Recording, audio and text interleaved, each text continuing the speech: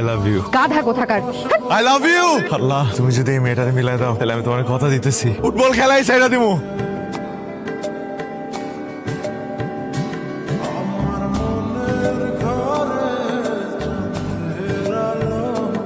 মায়া মানুষ তো চাইলে তো সবকিছু করা সম্ভব।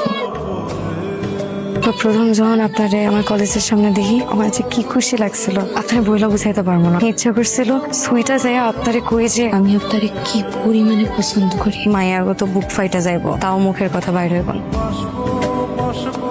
এরপর থেকে আমি খালি সুযোগ খুঁজতে থাকি কেমন আপনার সাথে একটু কথা কমন যায়। ইচ্ছা করে আপনাকে আমি আমার বয়ফ্রেন্ড বলছিলাম।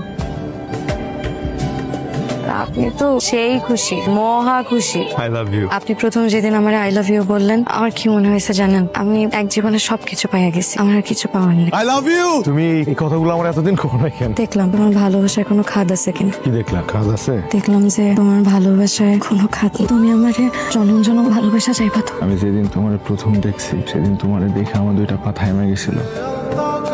এরপর থেকে আমার কল্পনায় সারাক্ষণ তুমি ছিলা। তোমায় ছাড়া কোনো কিছু ভাবতে পারতাম না। আর আজকে যখন জানতে পারলাম তুমিও আমার ভালোবাসো, আমি তোমার কথা দিতেছি, আমি তোমারে জনম জনম ভরে ভালোবেসে যাবো।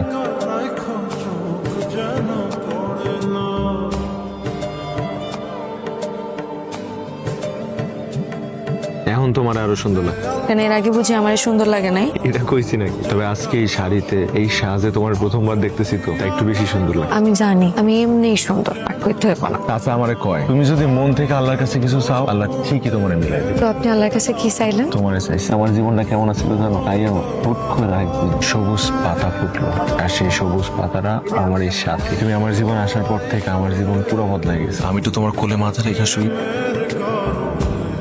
এখন থেকে তুমি আর একানো, তোমার জীবনের সাথে আমার নামও জড়াই আছে।